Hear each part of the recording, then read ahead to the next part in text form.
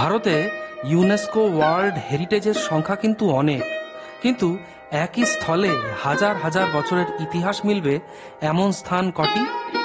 সেই গুপ্তযুগের শিল্প থেকে শুরু করে সুলতানি আমলের শিল্পের মেলবন্ধনের একটাই কিন্তু নাম, কুতুব মিনার।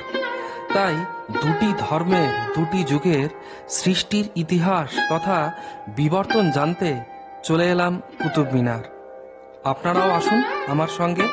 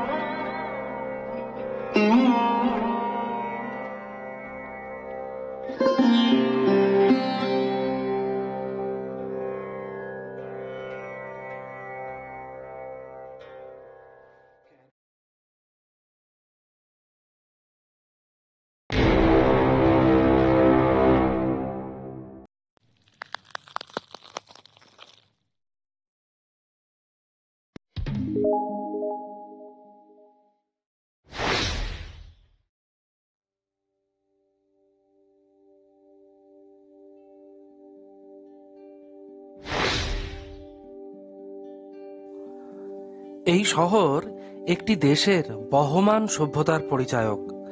এই শহর দেশটির রাজনৈতিক পালাবদলের সাক্ষী। সেই মহাভারতের সময় থেকে শুরু করে আজকের আধুনিক সভ্যতার বিবর্তন এই শহরকে কেন্দ্র করেই। বিবর্তনের এই ইতিহাসকে চাক্ষুষ করতেই আজ হাজির হয়েছি দিল্লির অন্যতম ইউনেস্কো ওয়ার্ল্ড হেরিটেজ সাইট কুতুব মিনারে। তবে এই দর্শনে একটি প্রশ্ন উঠতে কিন্তু বাধ্য, মানুষের বিশ্বাসকে, ইতিহাসকে কখনো মুছে ফেলার চেষ্টা হয়নি তো এখানে? তবে সে কথা না হয় আলোচনা করব ভিডিওর একটু পরের দিকে। প্রথমে আলোচনা করি দিল্লি শহরের কথা।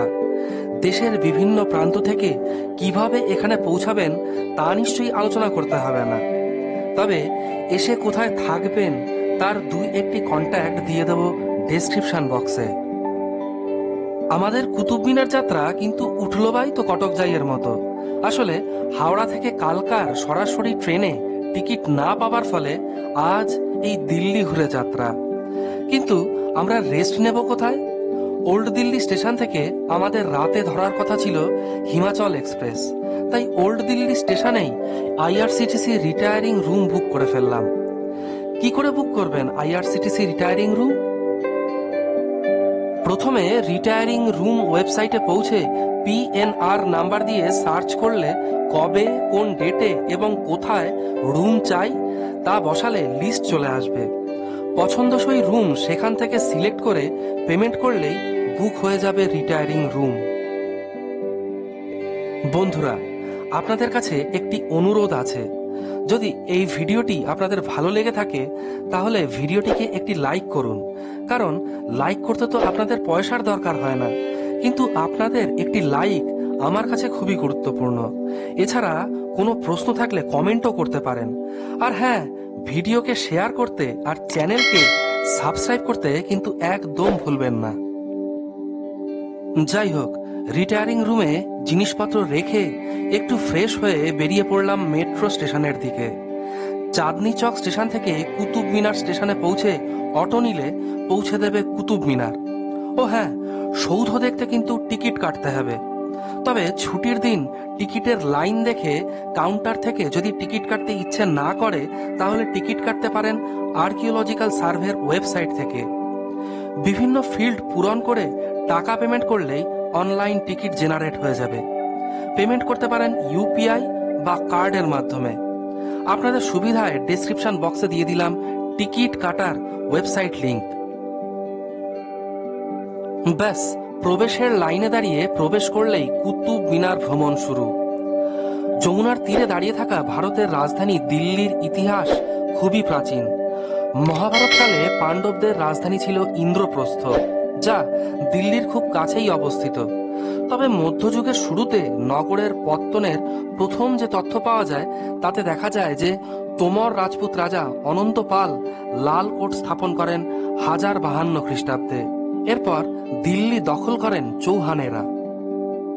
চৌহানেদের দিল্লি দখলের কয়েক দশকের মধ্যেই আসে বিপত্তি। 1191 সালে তরাইনের প্রথম যুদ্ধে পরাজিত হবার পর মোহাম্মদ ঘড়ি দ্বিতীয়বার রাজপুত রাজ পৃথ্বীরাজ চৌহানকে দ্বিতীয় তরাইনের যুদ্ধে 1192 সালে পরাজিত করে দখল করেন দিল্লি। ঘড়ি নিজের রাজ্যে ফিরে গেলেও ভারতের দখলকৃত অঞ্চল শাসনে বসিয়ে রেখে যান কুতুবউদ্দিন আইবককে। 1206 সালে ঘড়ি মারা গেলে কুতুব নিজেই স্থাপন করেন দিল্লি সুলতানি। স্থাপিত হয় মামলুক বংশ। কুতুবউদ্দিন আইবকই দিল্লিতে স্থাপন করেন দিল্লির প্রথম মসজিদ কোয়াত আল ইসলাম। তার পাশেই শুরু হয় কুতুব মিনার বানানোর প্রক্রিয়া। সাল 1211 মারা যান কুতুবউদ্দিন আইবক। তার অসমাপ্ত কুতুব মিনার সম্পূর্ণ করার দায়িত্ব পড়ে কুতুবউদ্দিন আইবকের কৃতদাস ও জামাতা ইলতুৎমিশের উপর। ইলতুৎমিশ কুতুবউদ্দিনের অযোগ্য উত্তরাধিকারী আরাম শাহকে হটিয়ে দিল্লি সুলতানির দায়িত্ব নিজ কাঁধে তুলে নেন। কুতুবউদ্দিন তার রাজধানী লাহোরে স্থাপন করলেও ইলতুৎমিশ স্থায়ীভাবে রাজধানী স্থাপন করেন দিল্লিতেই। তাৎপর্যপূর্ণভাবে 1221 সালে খোয়ারিজমের শাসনকর্তা মোহাম্মদের পিছু পিছু মঙ্গলরাজ চেঙ্গিস খান ভারতে এলে মোহাম্মদকে আশ্রয় দিতে অস্বীকার করেন ইলতুৎমিশ। এতে চেঙ্গিস খান ভারত ত্যাগ করলে বেঁচে যান ইলতুৎমিশ তথা ভারতবর্ষ। তিনি চালু করেন রৌপ্য টঙ্কা ও তাম্র জিতল নামের দুটি কয়েন। 1236 সালে প্রয়াত হন ইলতুৎমিশ।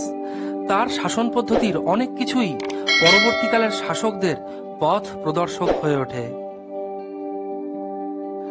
যাই হোক, ফিরে আসি কুতুব মিনার প্রসঙ্গে।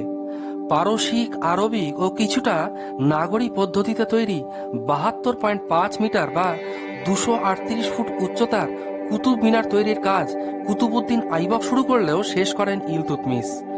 1993 সালে ইউনেস্কো হেরিটেজ স্বীকৃতিপ্রাপ্ত এই সৌধ শুধুমাত্র গঠনশৈলীর জন্যই নয়, বিখ্যাত ও বিতর্কিত এর অবস্থান ও আশপাশের হিন্দু নিদর্শনের কারণে।